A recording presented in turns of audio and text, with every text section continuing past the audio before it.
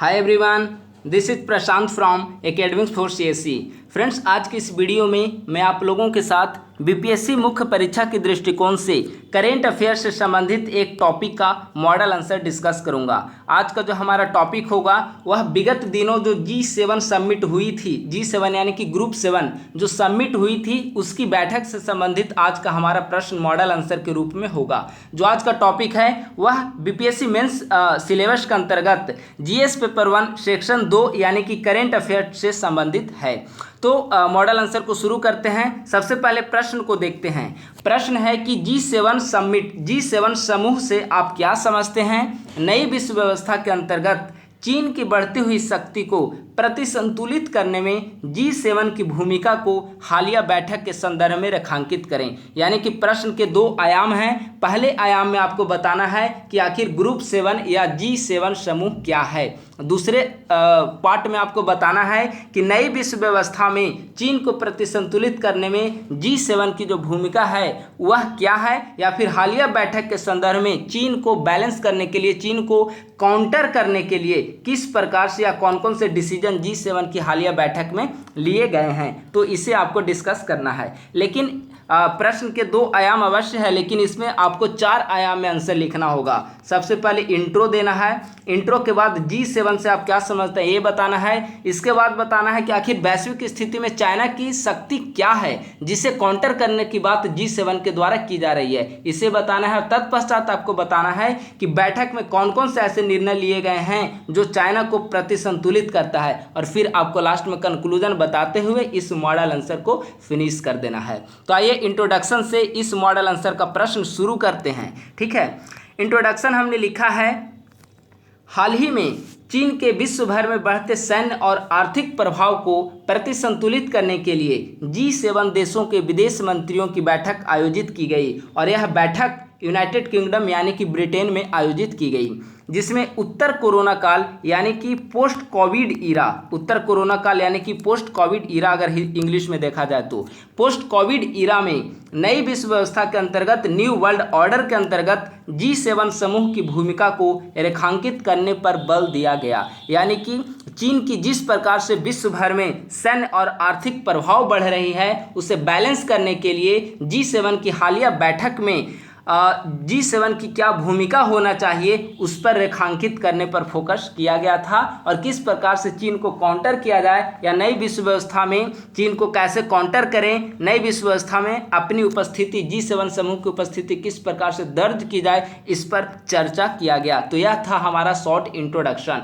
अब प्रश्न आता है कि प्रश्न का पहला आयाम कि G7 समूह से आप क्या समझते हैं, या व्हाट इज ग्रुप 7। G7 का मतलब होता है ग्रुप 7। ठीक है, तो यहाँ एक एक वर्ड आप काफ़ी ध्यान से सुनिए, क्योंकि एक एक वर्ड यहाँ पर जो है वह स्कोरिंग होता है। आप एक एक वर्ड पर आपके अच्छे अच्छे नंबर प्राप्त हो सकते हैं। G7 समूह विश्व के 7 लोकतांत्रिक देशों Canada, France, Germany, Italy, Japan, Britain और अमेरिका द्वारा वर्ष 1975 ईस्वी में गठित एक अनौपचारिक मंच है। यानी कि G7 समूह की कई विशेषताएं हैं। पहली विशेषता है कि इसमें जो सभी देश शामिल हैं वे लोकतांत्रिक हैं। दूसरी विशेषता है कि यह एक अनौपचारिक मंच है, औपचारिक मंच नहीं है। तीसरी विशेषता है 1975 ईस्वी में इसका गठन किया गया। चौथी विशेषता है कि ये 7 देश इसके सदस्य हैं, जिनमें America, Britain, Japan, Italy, Germany, France, Canada शामिल हैं। ये सभी औद्योगिक रूप से संपन्न राष्ट्र हैं, ये सभी औद्योगिक रूप से अग्रणी राष्ट्र हैं। यानी कि G7 में 7 लोकतांत्रिक देश शामिल हैं जो कि औद्योगिक रूप से संपन्न हैं। यहाँ पर जो औद्योगिकरण की जो स्थिति होनी चाहिए इसने प्राप्त कर ली है।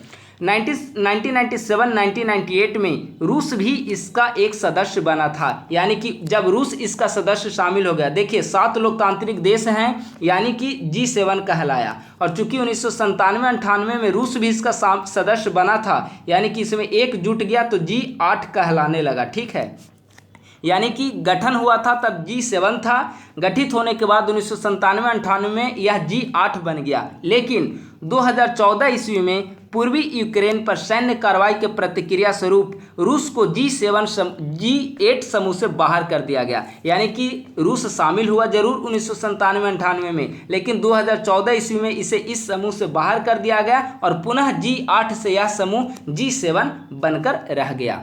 ये सभी देश औद्योगिक रूप से अग्रणी हैं। अब प्रश्न है कि आखिर यह संगठन जो है इसका क्या उद्देश्य है। तो इस संगठन का मुख्य उद्देश्य अंतर्राष्ट्रीय आर्थिक मुद्दों के साथ साथ अन्य वैश्विक समस्याओं का भी समाधान करना है। यानी कि यह था आपका संक्षेप में G7 ग्रुप के बारे में चर्चा, जिसकी स्थापना एक बार संक्षेप में बता दूं 1975 ईस्वी में इसकी स्थापना की गई। ये सभी लोकतांत्रिक देश हैं। इसके अलावा ये सभी औद्योगिक रूप से अग्रणी राष्ट्र भी शामिल हैं। इसमें 7 देशों का एक समूह है। रूस 1997-98 में रूस इसका सदस्य बना, लेकिन 2014 ईस्वी में इसे यूक्रेन मामले में जब इसने सैन्य कार्रवाई की क्रीमिया पर, तो इसे हटा दिया गया। तो इस प्रकार से G7 समूह की चर्चा हमने संक्षेप में दिखी। अब प्रश्न है कि देखिए यहाँ हमने वर्ल्ड मैप के जरिए हमने बताने की कोशिश की है कि G7 कंट्रीज कैसे हैं। देखिए ये तो आपका अमेरिका है, ये आप मैप में इसे देखे होंगे, ये वाला पार्ट जो है वह आपका अमेरिका है, ठीक है। ये आपका कनाडा एक प्रांत है, यहाँ पर आपका जापान आ जाता है, ठीक है। यूएसए हो गया, कनाडा हो गया, ये आपका जापान है, ठीक है। यहाँ पर जो 4 कंट्री स्थित हैं, आप काफ़ी ध्यान से देखिए, ये है आपका ब्रिटेन, ये है फ्रांस, ये है इटली और ये है जर्मनी, ठीक है, जर्मनी। तो ये वर्ल्ड मैप में आप G7 समूह की अवस्थिति, भौगोलिक अवस्थिति को देखिए। कनाडा हो गया, यूएसए हो गया, यहाँ पर जापान हो गया, जापान के बाद यहाँ पर ब्रिटेन है, ये फ्रांस है, ये इटली है और ये है आपका जर्मनी। तो ये है हमारे G7 कंट्रीज जो कि वर्ल्ड मैप पर अवस्थित हैं। अब देखते हैं कि आखिर G7 जो कंट्रीज हैं उनकी वैश्विक स्तर पर क्या धमक है, वैश्विक स्तर पर क्या प्रभाव है, कितना शेयर रखते हैं। तो ये BBC रिसर्च का सोर्स लिया गया है। 7 मेंबर हैं, हमने डिस्कस किया कि 7 कौन कौन से कंट्रीज हैं, वो ऊपर में डिस्कस किया जा चुका है। 1975 ईस्वी में इसका गठन किया गया और वहाँ पर मीटिंग हुई, ये भी हमने डिस्कस कर लिया। वैश्विक GDP का 40% GDP इनके द्वारा, इन 7 देशों के द्वारा साझा किया जाता है। यानी कि जो वैश्विक GDP है उसका 40% G7 कंट्रीज वहन करते हैं। और G7 कंट्रीज चूंकि पहले ही बताया जा चुका है कि ये सभी औद्योगिक रूप से संपन्न राष्ट्र हैं, इसीलिए 40% GDP इनके द्वारा शेयर की जाती है। वैश्विक पॉपुलेशन का, वैश्विक जनसंख्या का 1/10 जनसंख्या इनके पास G7 कंट्रीज को, 7 कंट्रीज को मिलाकर रहती है। 2014 में रशिया क्रीमिया को लेकर या इसे हटा दिया गया रशिया को। हमने बताया कि 1997-1998 में रशिया इसका सदस्य बना और सदस्य बनने के बाद यह G8 के रूप में जाना गया। लेकिन 2014 ईस्वी में क्रीमिया का जब संदर्भ आता है तो सैन्य हमले के कारण 2014 ईस्वी में रशिया को इससे बाहर कर दिया गया। यानी कि वर्तमान समय में कुल G7 में 7 कंट्री बचे हुए हैं। तो ये हमने वर्ल्ड मैप से भौगोलिक अवस्थिति को देखा और इसके बाद हमने देखा कि G7 की क्या वैश्विक प्रभाव है। अब प्रश्न आता है कि आखिर चीन की वैश्विक स्थिति को ही प्रतिसंतुलित क्यों किया जाए, जैसे हमने ऊपर मैप में देखा है। तो देखिए क्या स्थिति है। चीन का जो इकोनॉमिक है उसे आप लोग एक विचारधारा के रूप में समझिए। यहाँ पर एग्जाम्पल लिया जा रहा है, चीन का एग्जाम्पल है और दूसरा एग्जाम्पल US प्लस यूरोप का एग्जाम्पल, ठीक है, यूरोप का एग्जाम्पल। चाइना की अगर अर्थव्यवस्था देखा जाए, कोल्ड वार इरा में आप जाकर समझिए, चाइना की जो अर्थव्यवस्था, भले ही अभी आप पूंजीवादी अर्थव्यवस्था को सम्मिश्रित कर लिया हो, लेकिन प्रारंभ से यह साम्यवादी अर्थव्यवस्था का समर्थक रहा है। US और यूरोप जो है वह पूंजीवादी अर्थव्यवस्था का समर्थक रहा है। यानी कि दोनों एक दूसरे के काउंटर के रूप में, दोनों एक दूसरे के प्रतिस्पर्धी संस्था के रूप में, प्रतिस्पर्धी विचारधारा के रूप में हैं। इसीलिए दोनों एक दूसरे को हमेशा अपने लिए, अपने अस्तित्व के लिए खतरा मानते हैं। अब किस प्रकार से चाइना का प्रभाव बढ़ रहा है और अमेरिका जैसे यूरोपीय कंट्रीज, अमेरिका सहित यूरोपीय कंट्रीज का प्रभाव घट रहा है, उसे आप एक चार्ट से समझने की कोशिश करिए। अभी यूएस की जो कुल वैश्विक अर्थव्यवस्था, कुल अगर यूएसए की अर्थव्यवस्था की चर्चा की जाए तो 20.49 ट्रिलियन डॉलर इसकी 21 मानकर चलिए, 21 ट्रिलियन यह यूएसए की अपनी अर्थव्यवस्था है। चाइना की अगर अर्थव्यवस्था का आकार का अगर बात किया जाए तो चाइना का लगभग 13.4 है, ठीक है, 13.4 ट्रिलियन, इसे 14 ट्रिलियन कह सकते हैं। तो यहाँ का गैप देखिए, यूएसए का की जो अर्थव्यवस्था है उसका आकार 21 ट्रिलियन है, चाइना का आकार लगभग 14 ट्रिलियन है। यह 2020-21 की स्थिति है। लेकिन 2030 आते आते यह अनुमान लगाया जा रहा है कि अमेरिका की जो अर्थव्यवस्था है वह 24.8 ट्रिलियन डॉलर तक रहेगी और जो चाइना की जो अर्थव्यवस्था है वह 22.2 ट्रिलियन डॉलर रहेगी। यानी कि किस प्रकार से चाइना अमेरिका को काउंटर करने में सफल हो रहा है।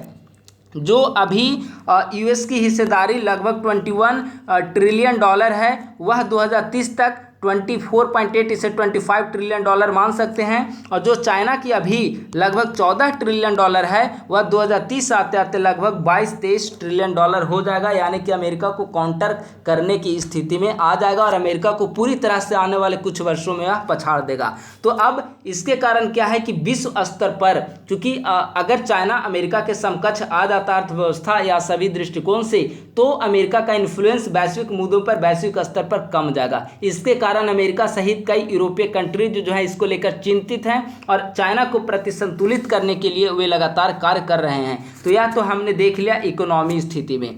अब देखते हैं भू रणनीतिक स्थिति में, थोड़ा एक बार इसका मैप से समझा जाए। ये है हमारा चाइना का बॉर्डर है, ठीक है। ये चाइना में साउथ चाइना सी को हमने यहाँ पर लिया है। ये जो आता है वह इसके तहत, देखिए यहाँ पर मैप में थोड़ा सा ऊपर कर दे रहा हूँ, यहाँ पर देख लीजिए। ये जो है चाइनीज क्लेम किया हुआ, चाइनीज का क्लेम यहाँ तक आ रहा है। ये जो डॉट का साइन जो दिया हुआ है, ये चाइना कह रहा है कि इसके अंदर का जो साउथ चाइना सी है वो सारा हमारा पार्ट है। यानी कि डॉट का जो एरिया है उसके अंदर का ये सारा चाइना का पार्ट है। लेकिन ये सभी जो आइलैंड यहाँ पर दर्शाया गया है, स्पार्टी आइलैंड है, या फिर यहाँ पे ये आइलैंड आपका पेरासेल आइलैंड है, यहाँ स्कारबर्ग शोएल आइलैंड है, तो ये सारे डिस्प्यूटेड एरिया हैं, ठीक है। ये तीन जो आइलैंड है वो डिस्प्यूटेड आइलैंड है। चाइना क्या करता है कि चूंकि चाइना की विश्व स्तर पर अपनी धमक बढ़ रही है, इसकी अर्थव्यवस्था ज़्यादा है, चाइना की जनसंख्या ज़्यादा होने की वजह से इसकी सैन्य शक्ति ज़्यादा है, और अगर कोई भी राष्ट्र आर्थिक रूप से संबल होगा तो स्वाभाविक है कि वह सैन्य दृष्टि से भी काफ़ी ज़्यादा तकनीकी रूप से सुदृढ़ होगा। तो चाइना की सेना में सैन्य दृष्टि से सक्षम है, चाइना अच्छी स्थिति में है, जनसंख्या पॉपुलेशन अच्छी है, अर्थव्यवस्था अच्छी है। इसीलिए सभी पड़ोसी देशों को धमक दिखाकर उनके सीमाओं को, उसके आइलैंड द्वीपों को वह हथियाना चाहता है। इसके कारण क्या हो गया कि पड़ोसी देशों के साथ इसका हमेशा टकराव बना रहता है। इसी कारण G7 समिट के बैठक में यह निर्णय लिया गया कि चाइना कि जो जिस प्रकार से आर्थिक स्थिति बढ़ रही है, जिस प्रकार से सैन्य शक्ति बढ़ रही है, अपने पड़ोसी देशों पर वो ध्वंस जमाने की जो नीति है वह कार्य कर रहा है चाइना, तो उसे बैलेंस करने की दिशा में हमें कार्य करना चाहिए। तो यह जो निर्णय लिया गया वह हालिया समिट में लिया गया और इसीलिए G7 जो कंट्रीज है, G7 कंट्रीज के द्वारा यह कहा गया कि चाइना को हमें प्रतिसंतुलित करना चाहिए। तो अभी तक हमने देखा कि क्यों चाइना को प्रतिसंतुलित करना चाहिए, इसका जवाब हमने देखा, ठीक है। अब प्रश्न आता है, अब थोड़ा बैठक के बारे में संक्षेप में देख लीजिए। देखिए यहाँ पर इन सभी बिंदुओं को मैं संक्षेप में बताने की कोशिश किया हूँ ताकि इस प्रश्न का मॉडल आंसर आप भी अपने तरीके से लिखकर हमें दिखा सके और मैं उस पर रिव्यू देकर बता दूंगा कि क्या क्या कमियां रह गई है। तो इसीलिए यहाँ पर आगे का जो पॉइंट है उसे हमने पॉइंट वाइज में डिस्कस किया है। आप सभी हमारे वीडियो को काफ़ी ध्यान से सुनिए क्योंकि जो भी प्रश्न में पूछा गया है उसका काफ़ी विस्तृत तरीके से यहाँ पर विश्लेषण किया गया है। हमारी वीडियो सुनने के बाद आपको कहीं से भी इस संबंध में कोई भी पढ़ने की जरूरत नहीं रहेगी, ठीक है। तो बैठक में G7 कंट्रीज के सभी समूह G7 के शामिल थे। इसके अलावा भारत, ऑस्ट्रेलिया, दक्षिणी कोरिया और दक्षिण अफ्रीका को भी इसमें आमंत्रित किया गया था। बैठक का मुख्य जो केंद्र बिंदु रहा वह 3C रहा। 3C का मतलब, पहला C का मतलब हो गया चाइना, दूसरा C का मतलब हो गया कोरोना। यह आपको लिखना नहीं है, यह एक अनौपचारिक बातचीत के दौरान बताया जा रहा है। कोरोना शॉर्ट रूप में हमने डिस्कस करने के लिए इसे लिखा, 3C के रूप में इसे बता रहा हूँ। चाइना, कोरोना और क्लाइमेट, ये 3C के रूप में इसे बैठक के केंद्र बिंदु को दर्शाया जा सकता है। यानी कि G7 जो समिट हुई उसका सेंटर पॉइंट जो था चाइना, कोरोना और क्लाइमेट यानी कि 3C। सबसे पहले आते हैं चाइना को लेकर। चाइना को लेकर क्या प्रतिक्रिया? चाइना को लेकर जो सदस्य देश थे जिन्होंने बैठक में भाग लिया उन्होंने कई प्रकार से उसकी आलोचनाएं की। पहली आलोचना उन्होंने करते हुए कहा कि कोविड-19 की उत्पत्ति की भूमिका की जांच की जानी चाहिए कि क्या कोविड-19 की उत्पत्ति चीन के वुहान लैब से हुई है या नहीं, और इसमें चाइना को पूरा सहयोग दिया जाना चाहिए, ऐसा सदस्य देशों के द्वारा कहा गया। दूसरा, नियम आधारित विश्व व्यवस्था की बात की गई। नियम आधारित विश्व व्यवस्था की बात इसीलिए की गई क्योंकि चाइना की जो BRI प्रोजेक्ट है उसमें कई सारे देशों को आर्थिक आधार पर गुलाम बनाने के करीब पहुंच चुका है चाइना। इसीलिए नियम आधारित विश्व व्यवस्था हमने साउथ चाइना सी के बारे में देखा, इकोनॉमिक दृष्टि से देखा, तो नियम आधारित विश्व व्यवस्था के लिए चर्चा किया गया। मानवाधिकार उल्लंघन को लेकर चाइना की आलोचना की गई। अब प्रश्न है कि चाइना में मानवाधिकार उल्लंघन कहाँ पर है? तो चाइना का जो सिंजियांग प्रांत है, सिंजियांग प्रांत, तो वहाँ पर बिगर मुस्लिमों से काफ़ी ज़्यादा प्रताड़ना का इशू हमेशा आप न्यूज़पेपर में पढ़ते रहते होंगे। उनके साथ कह सकते हैं कि श्रम कराया जाता है, बेगार श्रम के रूप में उनके साथ कार्य किया जाता है। इसके अलावा अल्पसंख्यकों पर एक दमन की नीति के तहत चाइना वहाँ पर कार्य कर रहा है ताकि इस्लाम का ज़्यादा वर्चस्व वहाँ पर ना फैले। तो ये सब कई सारे इशू हैं जिसके आधार पर चाइना पर मानवाधिकार उल्लंघन का आरोप लगते रहा है। दूसरा, ताइवान तथा साउथ चाइना सी जो देश हैं, हमने बताया जो अभी मैप में साउथ चाइना सी के आसपास कंट्री जो स्थित हैं, वियतनाम है, फिलीपींस जैसे कंट्री हैं, उनको समर्थन देने की बात की गई ताकि चाइना के जो जिस प्रकार से चाइना का इन्फ्लुएंस बढ़ रहा है उसके प्रभुत्व में आकर वे सारे देश चाइना के सामने सरेंडर ना कर सकें। तो इन सभी देशों को समर्थन की बात की गई और इन समर्थन देने से यह प्रतीत होता है कि G7 समिट में किस प्रकार से चाइना को काउंटर करने को लेकर चर्चा की गई। चाइना को जो काउंटर करने को लेकर सबसे जो एक महत्वपूर्ण रणनीति बनाई गई G7 समिट में वह है B3W का कॉन्सेप्ट। B3 का मतलब होता है एक पहला B से होगा बिल्ड, दूसरा से बैक, तीसरा से बेटर वर्ल्ड, यानी कि बिल्ड बैक बेटर वर्ल्ड, यानी कि B3W का कॉन्सेप्ट दिया गया। यह कॉन्सेप्ट चाइना की जो one belt one road project है जिसे BRI belt and road initiative भी कहा जाता है, इसके प्रतिक्रिया स्वरूप दिया गया। अब प्रश्न है कि आखिर चाइना का BRI प्रोजेक्ट क्यों टारगेट पर रखा गया? क्योंकि चाइना का जो BRI प्रोजेक्ट है इसके बारे में आप कई सारे बातों को आपने न्यूज़ के माध्यम से आपने देखा होगा। चाइना जो है वह BRI प्रोजेक्ट के माध्यम से विश्व के सभी देशों पर, स्पेशली जो गरीब कंट्री हैं उन गरीब देशों में वह इंफ्रास्ट्रक्चर का डेवलपमेंट कर रहा है, सड़क वहाँ पर सड़क का विकास कर रहा है, रेल का विकास कर रहा है, यातायात के साधनों का विकास कर रहा है। और चूंकि वे गरीब देश हैं वे चाइना के द्वारा वहाँ पर सबसे पहले इन्वेस्ट किया जाता है। इसके माध्यम से BRI के माध्यम से चाइना के द्वारा गरीब कंट्री में इन्वेस्ट किया जाएगा और चूंकि अधिक मात्रा में चाइना के द्वारा इन्वेस्ट किया जाता है और वे सभी इन्वेस्ट को वापस करने में जो गरीब कंट्री हैं वे सक्षम नहीं होते हैं। अब अगर गरीब देश इन्वेस्ट की राशि को सक्षम नहीं है वापस करने में तो चाइना क्या करता है उन देशों पर कई अपना एक कंट्रोल बना लेता है, राजनीतिक कंट्रोल भी है और उसकी अर्थव्यवस्था को अपने तरीके से संचालित करने लगता है। यह है चाइना की BRI पॉलिसी। चाइना की BRI पॉलिसी भले ही सुनने में लगता होगा कि पूरे विश्व को एक रोड बना दिया जाएगा, पूरे विश्व को एक बेल्ट के रूप में बांध दिया जाएगा, लेकिन यह एक अपारदर्शी और एक अदूरदर्शी रणनीति, एक विभेदकारी समझौता है क्योंकि इसके जरिए गरीब देशों पर अपना राजनीतिक दखलंदाजी और आर्थिक वर्चस्व बनाना चाहता है चाइना जो BRI प्रोजेक्ट है उसमें चीनी बैंक और निर्माण कंपनियों का काफ़ी ज़्यादा प्रभुत्व रखा गया है। वो स्पेशली जो गवर्नमेंट जो कंपनीज हैं उनमें और गवर्नमेंट चीनी बैंक जो हैं वही इसमें शामिल हैं शेयर के रूप में। लेकिन G7 समिट में कहा गया है कि हम एक पारदर्शी विश्व व्यवस्था का निर्माण करेंगे जहां पर विश्व के सभी देश आपस में मिलकर सभी देशों में एक इंफ्रास्ट्रक्चर का डेवलपमेंट करेंगे। हमारा जो इंफ्रास्ट्रक्चर का जो मॉडल होगा वह दूसरे देशों को कर्ज के जाल में बुनना नहीं बल्कि दूसरे देशों को आर्थिक रूप से आत्मनिर्भर बनाना होगा। वहाँ पर शिक्षा का विकास किया जाएगा, मानव जो कैपिटल है मानव पूंजी उसका विकास किया जाएगा, लोगों को रोजगार प्रदान किए जाएंगे, निवेश के अवसर प्रदान किए जाएंगे तो इस प्रकार से जो B3W कॉन्सेप्ट है G7 का, वह एक पारदर्शी समझौता है, जबकि ओबोर जो है वह अपारदर्शी और एक अविभेदकारी समझौता है। जहां B3W प्रोजेक्ट है वह विश्व के सभी देशों को सहभागिता पर आधारित पारदर्शी विश्व व्यवस्था बनाने की चर्चा करता है। इसके अलावा हमने ऊपर डिस्कस कर लिया कि चाइना का जो ओवर प्रोजेक्ट है गरीब देशों को कर्ज के जाल में फंसाने को लेकर है, और इसके जरिए वह अपना राजनीतिक इंटरेस्ट स्थापित करना चाहता है, विश्व के सभी देशों को अपना राजनीतिक रूप से कंट्रोल में रखना चाहता है। आप एग्जाम्पल के रूप में आप श्रीलंका को देख सकते हैं, जिस प्रकार से हम्बनटोटा बंदरगाह चाइना के द्वारा लिया गया। अब पाकिस्तान का एग्जाम्पल ले सकते हैं कि किस प्रकार से पाकिस्तान में CPEC प्रोजेक्ट के जरिए चाइना पाकिस्तान को अपने कंट्रोल करने में सफल रहा। लेकिन जो B3W का कॉन्सेप्ट है उसमें निवेश के जरिए इंफ्रास्ट्रक्चर विकास पर फोकस किया जाएगा और उस देश के आर्थिक विकास, आर्थिक स्वावलंबन और आत्मनिर्भरता पर फोकस किया जाएगा।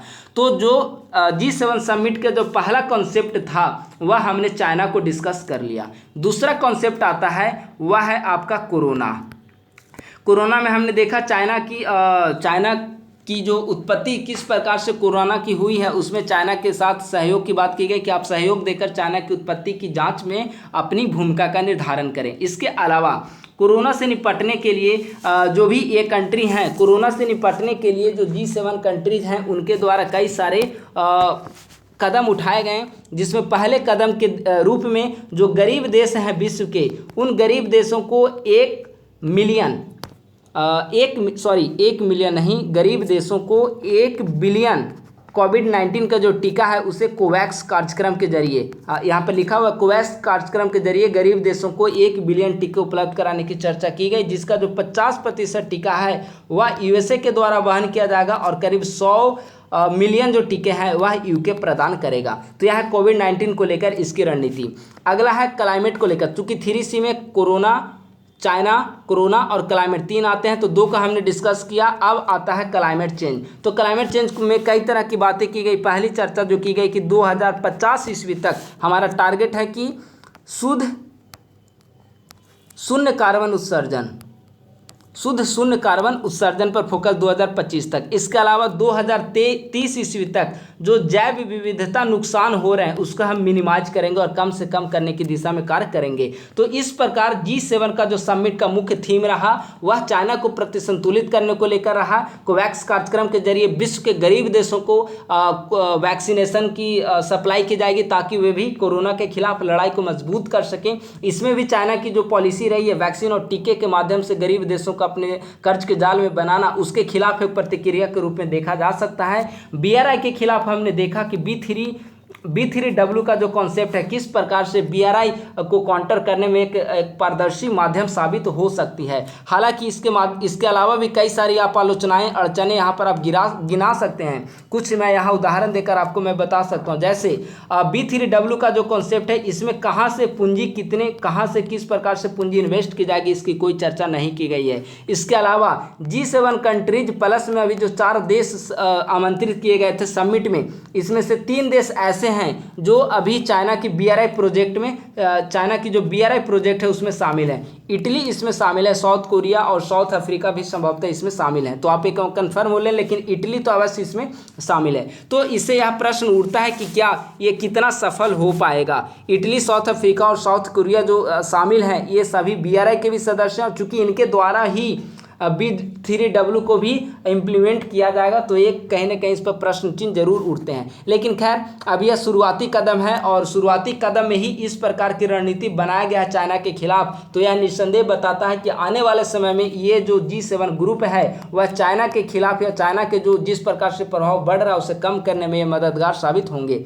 निष्कर्षतः हम कह सकते हैं कि G7 की जो हालिया बैठक हुई वह समतामूलक और न्याय आधारित समाज स्थापित करने की दिशा में एक महत्वपूर्ण कदम साबित होगी। इस प्रकार से आज का जो हमारा G7 का जो मॉडल आंसर है वह फिनिश हुआ है। आप लोग इसका आंसर लिखकर हमें दे सकते हैं, व्हाट्सएप पर सेंड कर सकते हैं। व्हाट्सएप नंबर ग्रुप में बता दिया जाएगा और जो व्हाट्सएप आप जब सेंड करेंगे तो उसका रिव्यू भी आप सबों को दिया जाएगा। इसीलिए हमने कई सारे इसमें पॉइंट्स को डिस्कस किया है ताकि आप लोग उससे डिटेल से अपने आंसर में शामिल कर सकें। तो थैंक यू सो मच, बहुत बहुत धन्यवाद।